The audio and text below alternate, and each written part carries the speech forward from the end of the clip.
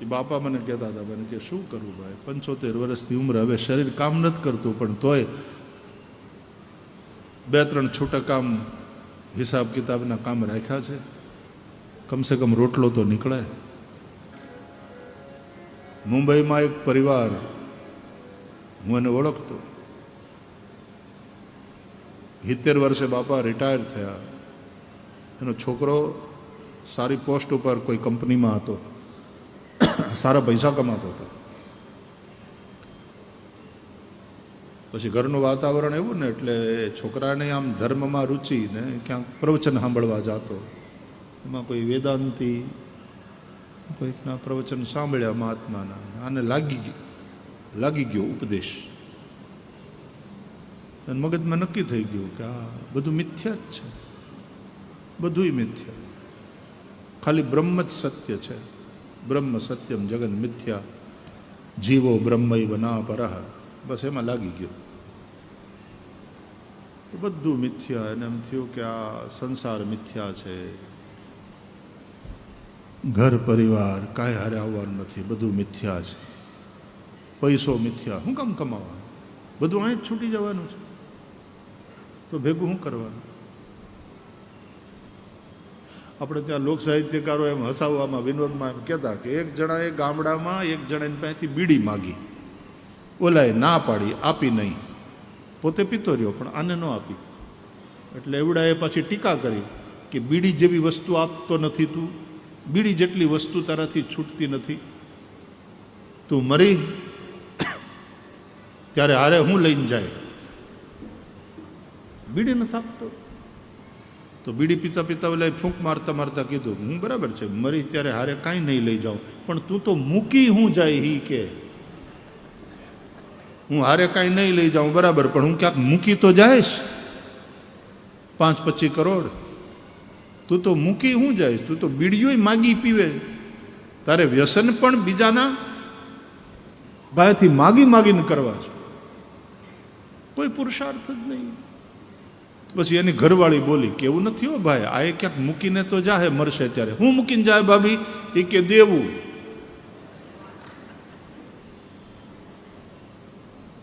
અમને અટાણથી ચિંતા થાય છે કે આ દેવું કેમ ચૂકવશું. એટલે ગૃહસ્થ હોય અને મોહવશ કર્મપથનો ત્યાગ કરે, કામ ન કરે, મહેનત ન કરે, પોતાની રોટી પોતે ન કમાય. ગૃહસ્થાશ્રમમાં આ વસ્તુ જરૂરી છે. રામાયણમાં વશિષ્ઠજી કહે છે કે એનું મૃત્યુ શોચનીય છે. આપણા ઋષિઓ મોટાભાગના ગ્રહસ્થ છે, એને સંતાનો છે, એ ધર્મપૂર્વક જીવે છે, સમાજના ઉત્કર્ષ માટે ચિંતન કરે છે. એ ઋષિઓ છે, એ સંન્યાસી નથી, એ ઋષિઓ છે અને તેથી સતત કર્મમાં લાગેલા. સંન્યાસી હોય એનો નિવૃત્તિ માર્ગ. અરે આપણે ત્યાં તો ઘણા સંન્યાસીઓ પણ એટલી બધી સરસ પ્રવૃત્તિ કરે છે, લોક સંગ્રહ માટે, જન કલ્યાણ માટેની અનેક પ્રવૃત્તિ અનેક સંન્યાસી મહાપુરુષો પણ કરતા હોય. ત્યારે ગૃહસ્થોએ તો કરવી જ જોઈએ. કમાવું, અર્થ અને કામ એ બંને પુરુષાર્થનું સંપાદન ગૃહસ્થ કરે ધર્મપૂર્વક, અને તો પછી મોક્ષની બારી એના માટે ખુલે. દાખલો સાચો ગણ્યો હોય, સાચી રીતે ગણાયો હોય, આંકડા બધા એ પ્રમાણે મંડાયા હોય તો જવાબ સાચો આવે જ. અમારા જમાનામાં ગણિત શીખવાડતા પછી જવાબ સાચો છે કે નહીં એ કરવા માટે પાછો તાળો મેળવવાનો આવે. તો મોક્ષ એ તો જવાબ છે, પણ ધર્મ અર્થ અને કામની બાબતમાં આંકડા સાચા મંડાવા જોઈએ. ધર્માદ અર્થશ્ચ કામશ્ચ સ કિમર્થમ ન સેવ્યતે. પણ ગૃહસ્થ માણસે પણ જ્ઞાન, વૈરાગ્ય અને ભક્તિ એના જીવનમાં હોવી જોઈએ. અને શ્રીમદ ભાગવત દ્વારા દેવર્ષિ નારદે આ મિશન ઉપાડ્યું. દરેકના હૃદયમાં ભક્તિ હોય, પ્રભુ પ્રેમ. દ્વારકામાં રહેનારા ગ્રહસ્થો હવાર પડે ને દ્વારકાધીશજીની મંગળા, અથવા દિવસમાં કમસે કમ એકવાર દ્વારકાનાથના દર્શન. ભક્તિ.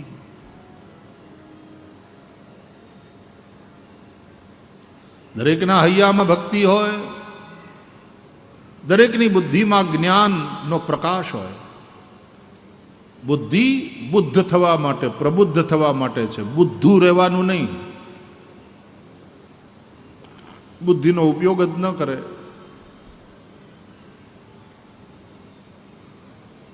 બુદ્ધિ જ્ઞાનથી પ્રકાશિત હોય અને મનમાં વૈરાગ્ય હોય. જ્ઞાન હોય ને એને ખબર છે કે આ કાયામાંથી અંતે હારે નથી આવવાનું, આ બધું જ નાશવંત છે. પણ દેટ ડઝ નોટ મીન કે માણસ નોકરી છોડી દે. તો ઓલાને એવો વૈરાગ થઈ ગયો વેદાંતની વાત સાંભળતા સાંભળતા, તે સારી પોસ્ટ ઉપર સારી કંપનીમાં નોકરી હતી, એ વખતે 1.5 લાખ રૂપિયા કમાતો હતો, નોકરી છોડી દીધી. બોલ, એ કે બ્રહ્મ સત્યમ જગન મિથ્યા. તે 2-3 વર્ષમાં ભૂખે મરવાના વારા આવ્યા. અને એના બાપાએ 75 વર્ષની ઉંમરે, એ મુનિમ હતા, મહેતાજી હતા, હિસાબ કિતાબ લખતા. તે 75 વર્ષની ઉંમરે બાપાએ પાછું કામે લાગવું પડ્યું. ઘર હલાવવું કેમ? ભૂખ્યા મરવાનો વારો આવ્યો. આ છોકરાએ આવી સારી નોકરી છોડી દીધી. બ્રહ્મ સત્યમ જગન મિથ્યા.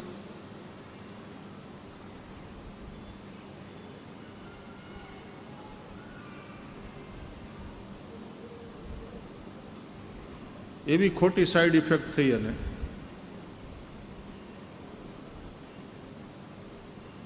એ બાપા મને કહેતા હતા, મને કે શું કરવું ભાઈ, 75 વર્ષની ઉંમર, હવે શરીર કામ નથી કરતું, પણ તોય 2-3 છૂટક કામ હિસાબ કિતાબના કામ રાખ્યા છે, કમસે કમ રોટલો તો નીકળે. આ તો બ્રહ્મ સત્યમ જગન મિથ્યા કરીને બસ વેદાંતની જ વાતો કરે. ધન કમાઓ ધર્મપૂર્વક, ધર્મનો વિચાર કરીને, ધર્મને છોડીને ધન નહીં. ધર્મ बढ़े तो धन बढ़े, धन बढ़े मन बढ़ जाए, मन बढ़े महिमा बढ़े, પછી બધું बढ़त बढ़त बढ़ जाए. ધર્મપૂર્વક ધન અર્થ અને ધર્મપૂર્વક કામ. ગૃહસ્થને માટે અર્થ એટલે કે ધન, પૈસો અને કામ, આ બંનેનું સંપાદન કરવું જરૂરી હોય છે.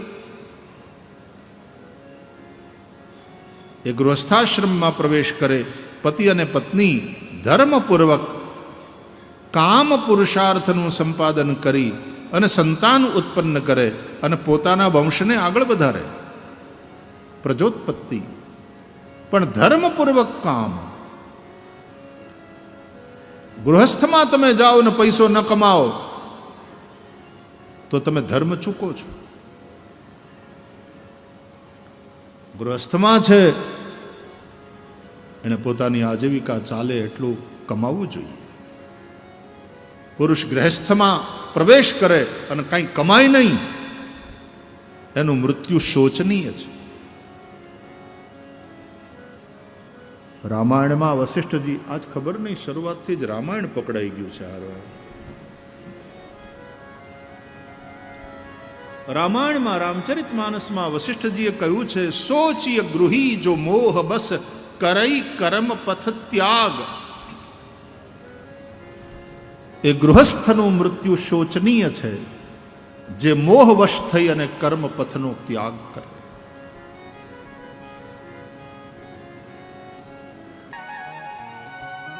જુઓ તો ખરા દ્વારકાનાથની મહેમાન ગતિ. હાથ દિવસ એના અંતઃપુરમાં, અહીંયા બેટ દ્વારકામાં ભગવાનનું સતત સાનિધ્ય. દ્વારકાધીશ પ્રભુ અહીંયા ભાગવતજીના રૂપે બિરાજે છે. ફરીથી યાદ દેવડાવું, કથા એટલે ભગવાનની હારેની વાતું. સ્વયં ભગવાન બોલે છે, આપણી હારે વાતું કરે છે, રાખે છે, જમાડે છે, ખવડાવે પીવડાવે, જલસા કરાવે અને વાતો કરે. જેમ હાવ નજીક ના હોય ને કે આવો ને રોકાવા આવો, ક્યારેક રોકાવો એમાં આવો, નિરાતવા આવો. એટલે આપણે હાવ નિરાતવા આવ્યા છીએ ને ભગવાનને કે મારા દ્વારકાના નાથ મને તારી પાસે રાખ. એ વાતું કરીએ મારા બાપ, તું બોલતો રહે ને અમે સાંભળતા રહીએ ને એમાંથી અમે પકડવા જેવું પકડીને આમ તો બધું પકડવા જેવું, તું પોતે જ પકડવા જેવું, તારું તો બધું પકડવા જેવું બોલેલું એ તો ખરું જ, તું પોતે પકડવા જેવો. તું જેને પકડે ને તને જે પકડે એ સંસારની પકડમાંથી છૂટી જાય. અને જીવનમાં કોઈ અકડ હોય તો એ છૂટી જાય, કોઈ જકડ હોય, જકડાઈ ગયા હોય, હા બદલે જ નહીં, ચેન્જ થવા માટે તૈયાર જ ન હોય, એની જકડ એ છૂટી જાય, એની પકડ છૂટી જાય સંસારની વિષયો, એની અકડ છૂટી જાય, અહંકાર. झुकते वही है जिसमें जान होती है. हम झुक जाते हैं भाई, इसमें क्या बड़ी बात है, એમાં કંઈ થોડા નાના થઈ જવાનું. झुकते वही है जिसमें जान होती है, अकड़ मुर्दे की पहचान होती. મડા હોય અકડ, જે જીવતો હોય, जिंदा है तो जिंदा लगना जरूरी भी है, अकड़ मुर्दे की पहचान होती.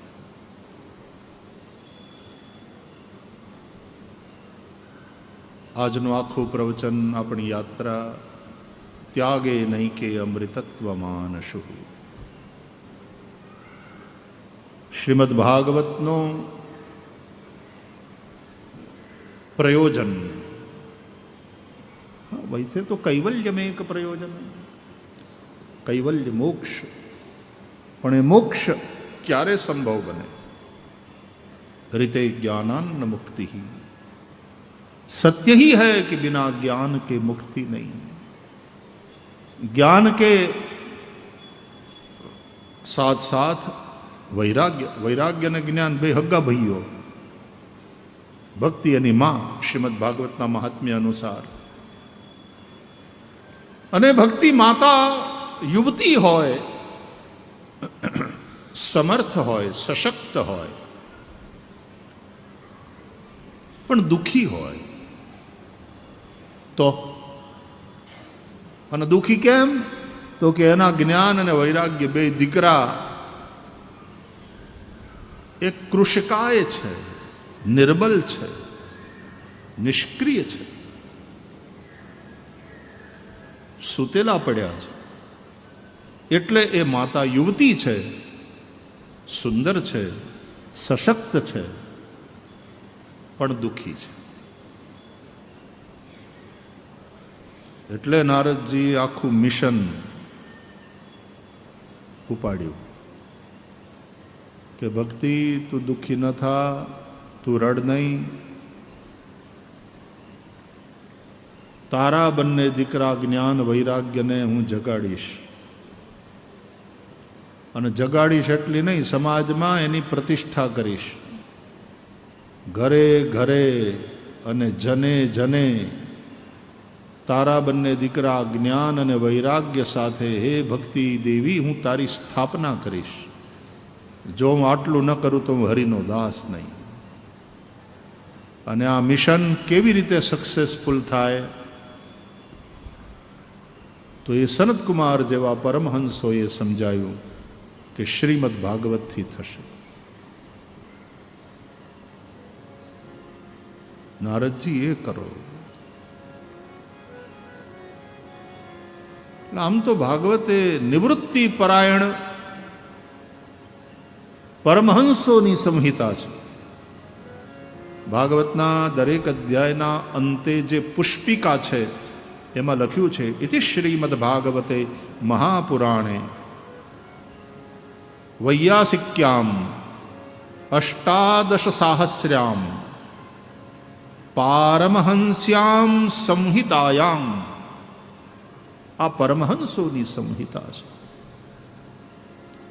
શુકદેવ પરમહંસ છે, સનતકુમારો પરમહંસ છે. નિવૃત્તિ પરાયણ પુરુષો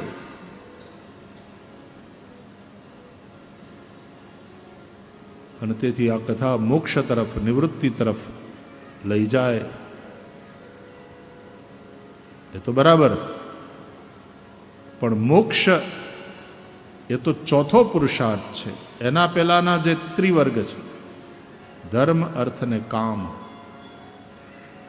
એના વિશેનું માર્ગદર્શન શ્રીમદ ભાગવતમાં પ્રાપ્ત થાય છે. ધર્માદ અર્થશ્ચ કામશ્ચ સ કિમર્થમ ન સેવ્યતે.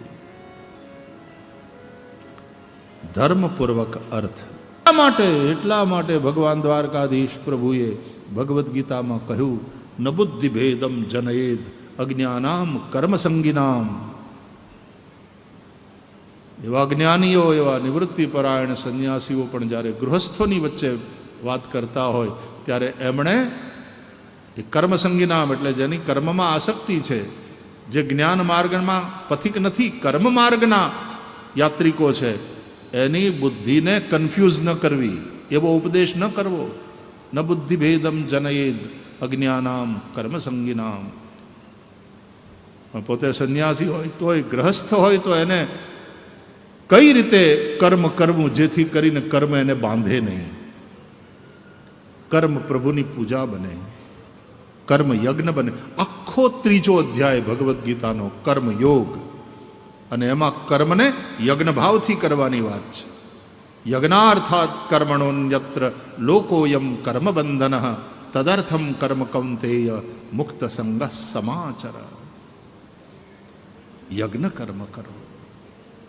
યજ્ઞો ગૃહસ્થ માટે છે, સંન્યાસીને માટે યજ્ઞ નથી. એટલે તો પેલા સંન્યાસી મહાત્મા ના પાડતા હતા, ભાઈ અમે તો જ્ઞાનની અગ્નિમાં શરીરને બાળી નાખ્યું છે, એટલે સંન્યાસીના કપડાય તે ભગવા એટલે અગ્નિનો રંગ, એટલે વાલા આ બળેલું જ છે, એટલે અમને અડશો તો નાવું પડશે, એટલા માટે ચરણ સ્પર્શ નહીં કરો, દૂરથી નમો નારાયણ. અને ભાગવતમાં લખ્યું છે સંન્યાસીઓને માટે ન સ્પૃશેત દારવીમપી. દારવી એટલે લાકડાની સ્ત્રીની પુતળી, કઠપુતલી, એનો સ્પર્શ ન કરવો. સંન્યાસ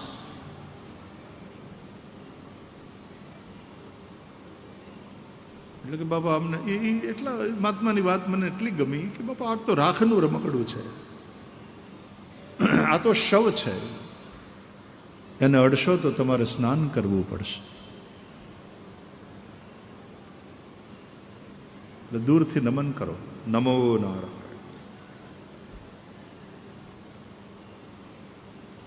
સંન્યાસીએ જ્ઞાનના અગ્નિમાં પોતાનું શરીર બાળી નાખ્યું,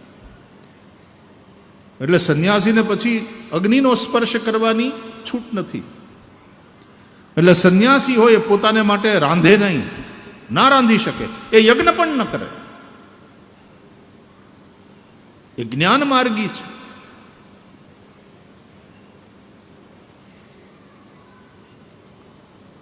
અને પોતે રાંધે નહીં એટલે કાંઈ ભૂખ્યો ન રહે, એ ભિક્ષા માટે આવે અને આપણે એને ભિક્ષા આપીએ. સાધુ, સંન્યાસી, પાઠશાળામાં ભણતા બ્રહ્મચારીઓ, આ બધા ભિક્ષાથી, અને ગૃહસ્થ આ બધાને ખવડાવીને ખાય, કમાય, ખવડાવીને ખાય. આ ગ્રહસ્થનો ધર્મ. એટલા માટે બાકીના ત્રણેય આશ્રમ, બ્રહ્મચર્ય, વાનપ્રસ્થ, સંન્યાસ, એ ગૃહસ્થાશ્રમને આધારે ટકે છે. એટલા માટે ચારેયમાં ગૃહસ્થાશ્રમનું બહુ મહત્વ કયું છે. ગૃહસ્થ સંન્યાસીને પગે લાગે, બ્રહ્મચારીનું સન્માન કરે, પણ મહિમા ગ્રહસ્થનો, કારણ કે ગૃહસ્થને કારણે જ બાકીના બધા આશ્રમો ટકે છે. શ્રી ભાગવતનું આ વચનામૃત છે. 4 વર્ણ 4 ધર્મના આશ્રયે માણસે પોતાનું કલ્યાણ કરવાનું. તો વૈરાગ્યનો ભાવ તો એ છે કે તમે આસક્ત ન થાઓ. ધન પ્રત્યે, ઘર પ્રત્યે, સંપત્તિ પ્રત્યે કે પરિવાર પ્રત્યે જો બહુ આસક્તિ હશે તો દુઃખી થશો, રડશો. માટે સંસારમાં સરસો રહે પણ મન મારી પાસ, સંસારમાં લેપાય નહીં તે જાણ મારો દાસ. અર્જુન સુણો ગીતા સાર, પાંડવ માન જો નિર્ધાર. પદ્મપત્ર મેવાંબસા, સંસારમાં રહે પણ જેમ જળમાં કમળ રહે એ રીતે. જળમાં હોય કમળ પણ કમળને જળ ભીંજવી ન શકે. પણ કમળમાં છે તો જ જળમાં છે તો જ કમળ જીવે છે ને. જળ થકી કમળ છે, જળ છે તો જીવે છે. અને જળમાં રહે છે એટલે સૂર્ય એને ખીલવે છે. સાંજ પડે ને કમળ બીડાય, સવાર પડે સૂર્યોદય થાય ને કમળ ખીલે. પણ એનો એ સૂર્ય જો પેલું કમળ જળમાં નહીં હોય ને જળની બહાર આવી ગયું હશે તો એનો એ સૂર્ય એને બાળી નાખશે, મુરઝાઈ જશે, ખીલશે નહીં, મુરઝાઈ જશે. એટલે સંસારમાં સરસો રહે પણ મન મારી પાસ. જેમ એ કમળ સૂર્યને જોઈને ખીલે એમ દ્વારકાનાથના દર્શન કરે ત્યાં તો ગ્રહસ્થ આદમી ખીલી જાય. જય દ્વારકાધીશ, જય દ્વારકાધીશ.